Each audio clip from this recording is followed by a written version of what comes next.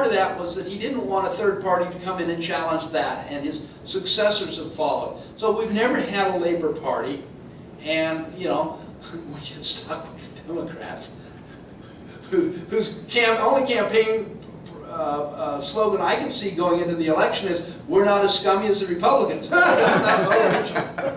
mean, it's amazing. But so we've never had that alternative like they've had in Europe, and because of that alternative, that's opened up things that we just have never had, I think is the answer to that. So, long answer to this. But one other thing, by the way, I want to, excuse me, just 1 second.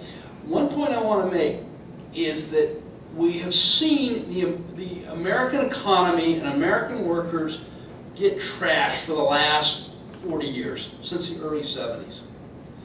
And, you know, on one hand, I understand what capital's doing. They're trying to make money. They're going to crush any resistance. All right. But that's no big deal. I mean, that's what they're supposed to do by the logic of the system. What I haven't seen is any significant resistance out of the labor movement as a whole. You get a fight here for P9, you get a fight for Staley, you get a fight UPS, but you never see the labor movement coming out and coming together. And what I believe is that this support of the empire by the foreign policy leaders, who are at the same time the leaders of the AFL-CIO, I mean, I'm talking very top leaders, I believe that they're willing to support the empire to the extent that they're willing to throw American workers and our unions under the bus to preserve the American empire. I think it's that clear, because you've got almost 40 years of almost no resistance to this. And no, especially not out of the institutionalized side. Anything comes up from the grassroots, and it's resisted throughout. So I think basically they felt they had to make a choice between the empire and workers, and they're going empire. And they're trying to cut deals with people like Obama and stuff like that. And Obama's not the devil. I mean, it's bad. I think he's been a real disappointment, but he's a hell of a lot better than any Republican. But you know, as a friend of mine used to say, 2 times 0 remains. You know, 0. Exactly. I mean, you know, I'm less scummy than you. Boy, doesn't that motivate, get the heart pounding? So anyway, I think this stuff is tied together. And thanks, Dan, for helping to pull that together. Okay, sir. Thank you for your patience. If the CIA is not behind the AFL-CIO, okay, what benefit is there to the CIO, to the AFL-CIO? What benefit? Do they collect dues from them? All right. We have to understand, 90% of their foreign policy operations is paid for by the United States government.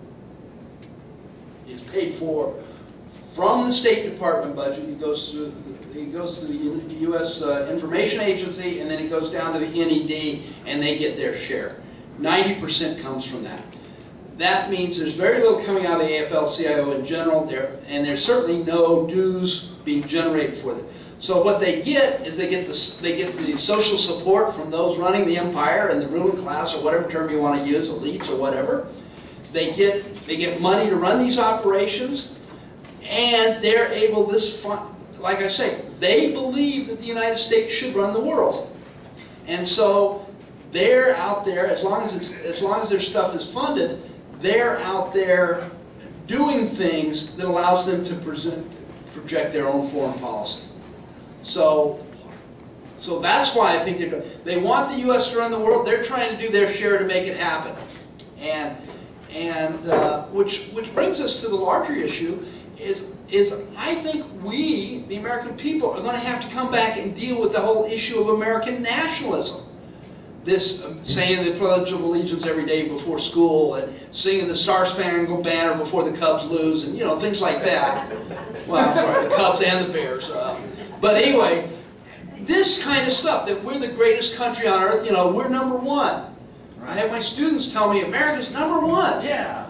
You know, and I said, well, in what? And they scratch their head, and I say, in rates of imprisonment in the world? Yeah. Yeah. You know, and we can talk about military spending? Yeah. But it's not for the things that they think. We've got to challenge, I think, so it's not just enough to challenge this stuff, say, on a class basis, but we've got to take it on, we've got to take on this issue of American nationalism. because once that comes up, either pro-American nationalism or some anti, whether it's anti-communism, anti-terrorism, or whatever, basically they have trained us, the American people, to quit thinking and to allow them to do whatever they want to. The Patriot Act would be example number one. According to Margaret Sanger, the labor movement is really going to be ineffective as long as you have a greater supply of workers than you have a supply of jobs. Natural law is going to rule. Okay. Just the laws of supply and demand. Isn't your real path to victory birth control in population, negative population growth? Wow, that's, I mean, no, I see your question. First of all, the first part is wrong. If the problem of if you had more people than you had jobs, that you couldn't create labor movements, then how can you explain labor movements in places that suffer that, such as the Philippines, South Africa, Brazil, South Korea, to cite 4 leading examples? Second of all, there's no question we have too many people. We should be reducing births, and that's happening. That's happening in Europe. The United States is quivering around the replacement line, but the birth control rates has been going down in the world overall. In 1960, there were about six children per woman in the world. Now it's dropped down to 3. Within that, there's still some countries with very high birth rates. I agree with that. If you want to bring population into it, that's an important way to look at it. But I think even more important than the sheer numbers is also the consumption patterns. So, for example, an American baby will consume 70 times in its lifetime what an Indian baby will, 520 times what an Ethiopian baby will consume. So I think we have to bring in that consumption. The larger point I think you're getting to, and I actually agree with you, is that our economic system is dependent on growth, and that we're destroying the planet.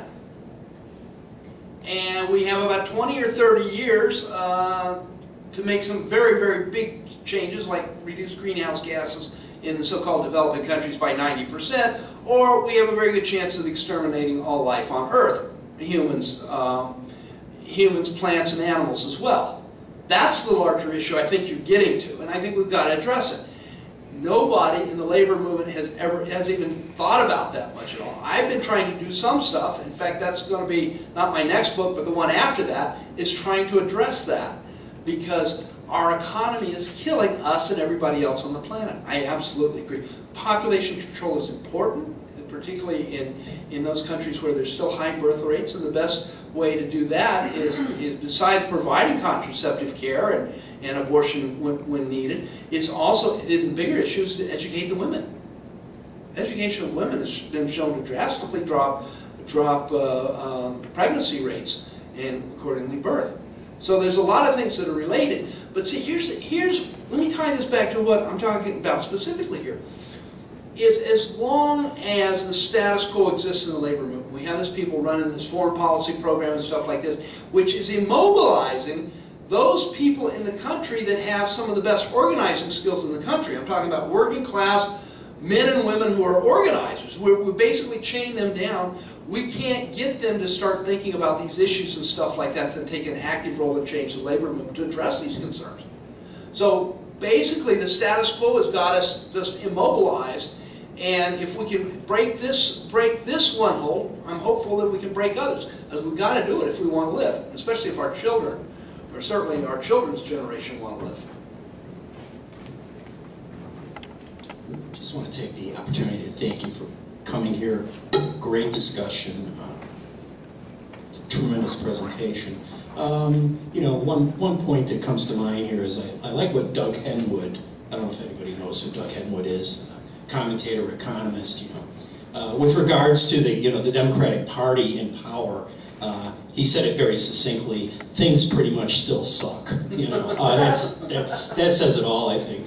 I was wondering, you know, the theme, I think, of your presentation as well as like our follow-up discussion here, I think it centers around the idea that, like, if there is a point, an inflection here or something where something might actually be accomplished, it seems to be with perhaps at the top our so-called, and